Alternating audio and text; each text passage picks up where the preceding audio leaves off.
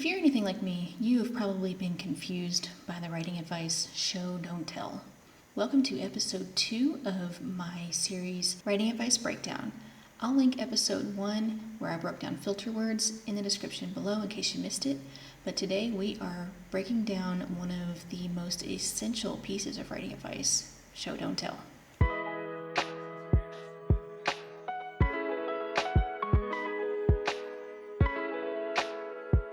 First off, I'd like to clarify what this bit of writing advice actually is, because I personally think show, don't tell doesn't mean anything unless you already know what it means, if that makes any sense. At first, I struggled with what it meant to show in writing.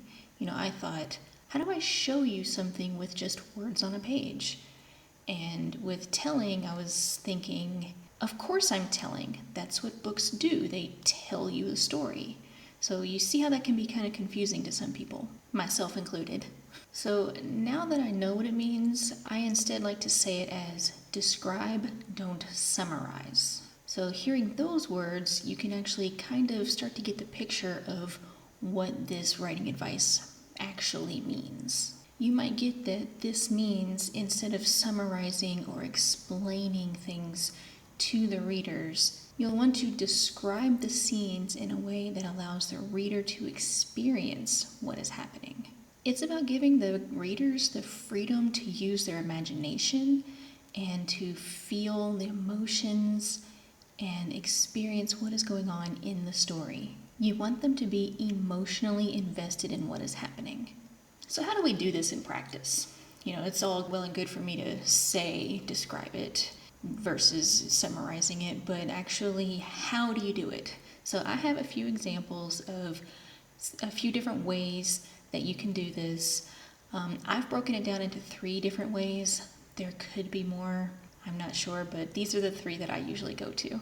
And those 3 ways are vivid descriptions, cultural nuances, and emotional reactions. Here are 2 examples of descriptions. One is going to be telling, the other is going to be showing. Okay, example 1. The city was busy and loud. Cars were stuck in traffic, honking their horns, while people walked quickly down the street. There were vendors selling food and people talking everywhere. Neon signs lit up the street, and there were crowds of people moving all around. Now that's telling. You get the basic facts, but you don't really feel like you're in that city, do you? So example number 2. The streets pulsed with life. Horns blared from yellow cabs stuck in a crawl of traffic, while the scent of roasted chestnuts mixed with car exhaust hung in the chilly air.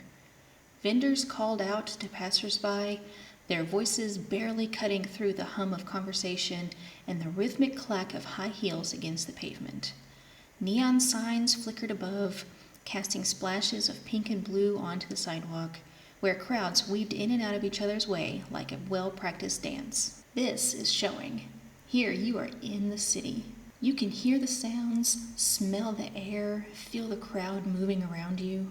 The details immerse you in the moment, making you part of the experience rather than just observing it. So the second way of showing that I talked about is cultural nuances. So things inside a culture that you can show to the reader without having to tell them that this is a normal part of this person's culture. In fantasy or historical settings, for instance, culture can be shown through subtle actions, rituals, or traditions rather than being told outright. So here are 2 examples of cultural nuances, a telling one and a showing one. So example 1, the warriors in this society believed that dying in battle was the greatest honor. They would celebrate those who had fallen in combat by raising their swords to the sky in tribute. So this is telling. It is summarizing for you what this society believes, what its culture is. It literally tells you the warriors believe dying in battle is the greatest honor. So here is example number 2, where it doesn't tell you that, but you can understand it anyway because it is shown to you. As the body was carried away, the line of warriors remained motionless. Then, without a word, each one raised their sword high, the metal glinting in the dying light. No tears were shed, but the silence echoed with reverence. The wind caught the tattered banners overhead, and every face in the circle was hard with the same fierce pride. Only the worthy fell in battle. I actually just got goosebumps from reading that. So here, you are shown the warrior culture's beliefs through their actions. You can feel the weight of their honor code and the pride that they carry. This lets you understand their beliefs without actually being told what those beliefs are.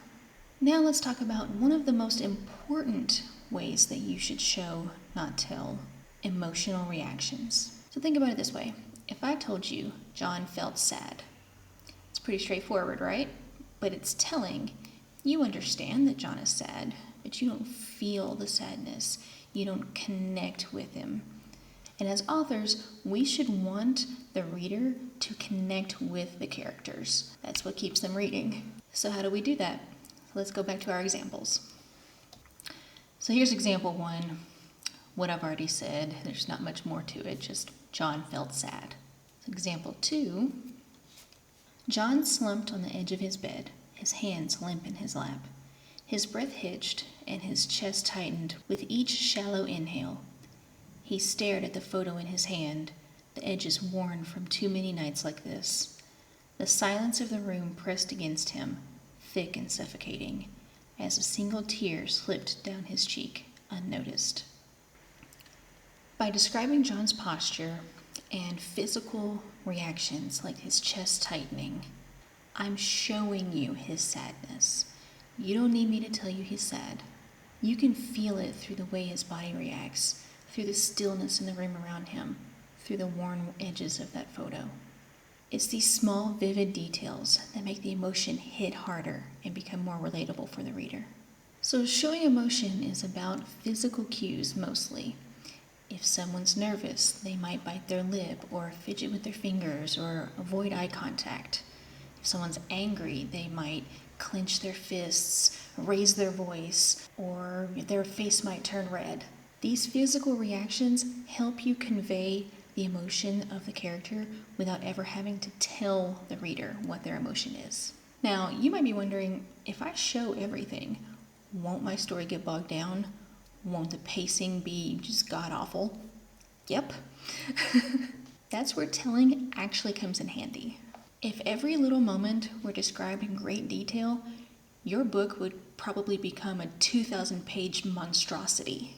Showing works best for moments that need emotional impact, like key moments in the story or scenes that create atmosphere or really emotional scenes. That's where you need to show. But for minor actions, transitions, or less important moments, telling can speed things up.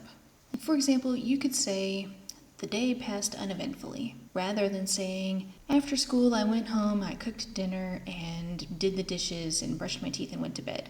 You don't need to say all that. As with any writing advice, the key is balance. Showing can immerse your readers in important moments, but don't be afraid to use telling to just pass things by quickly if need be.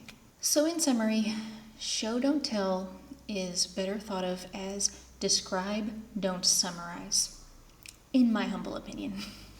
It also means creating scenes where your reader can experience the story rather than just being told about it. Thanks for watching. If you found this helpful, don't forget to like, comment, and subscribe. Also hit the notification bell to be notified when I post new videos and to see more writing tips.